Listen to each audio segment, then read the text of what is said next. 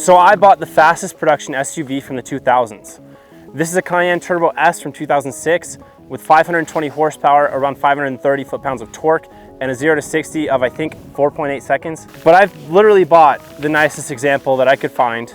I found this off-market deal going into like a power sports shop for a buddy. He was fixing his motorcycle there, and the finance manager happened to drive this to work that day. So I asked him if it was for sale. We eventually reached a price. I don't really want to disclose that yet because my intention is to possibly sell this in the future. But I'm gonna build this thing into the most fantastic car that I possibly can.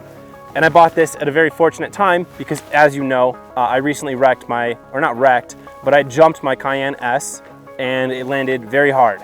So I'm replacing a few like front end suspension components, coolant lines, a few things like that, and then it'll be back to running again.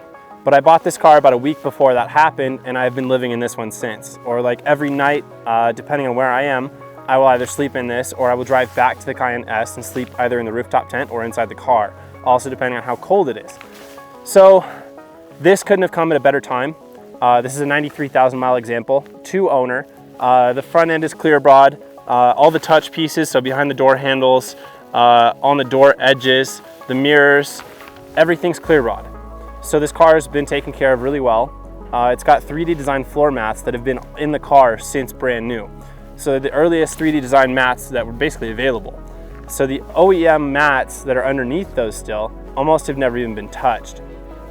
The leather is all perfect. The dashboard looks brand new. The steering wheel has the like $1,500 red wood option, and then also the grab handles or the oh shit handles in the middle. And not only that, but it has the thermally insulated glass. So they're basically dual pane windows that keep your car cooler in the summer and then warmer in the winter. It keeps the heat in.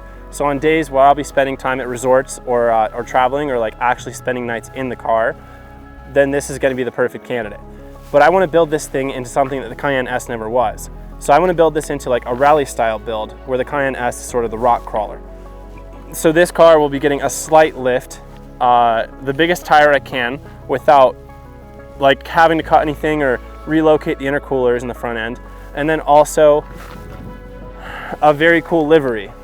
And on top of that, a probably front runner roof rack and some big round lights, and then anything else that I decide to do to the car. But I'll be also keeping up on maintenance. Luckily this thing's been maintained well. The drive line was actually, or the drive shaft was replaced recently.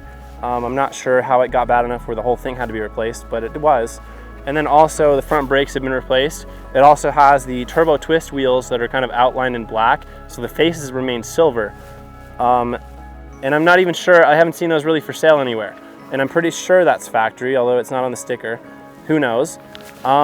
This car also, the MSRP on this was $160,000 back in 2006. And I picked it up for significantly less. So I'm excited to drive this around, to modify it, make it into an extremely cool car, and then possibly offload it in the future. Or depending on where I'm at financially, I may make this somewhat of a road trip car or take this on trips, take this down to like Baja, Mexico, or maybe up to the Arctic Circle. This would be a very fun car to do cross-country road trips in, and I want to keep the air suspension. The Cayenne S never had air suspension, so I want to make sure that I'm able to keep those characteristics about this car. Because after riding on air suspension the first time, it's incredible, especially with so much power. Like, it remains planted in the corners, the sway bars, everything works phenomenally. This car practically has every option except the rear locker. I also couldn't be more stoked to have the Cayenne S done, and then hopefully in a month or two I'll actually have some coilovers to put on the car.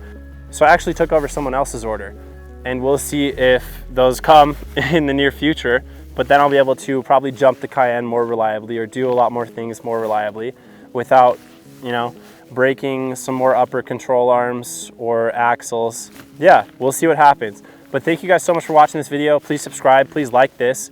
The more followers I get, the more insane this build will get. So thank you guys so much for your attention. See you guys later. See you in the next one.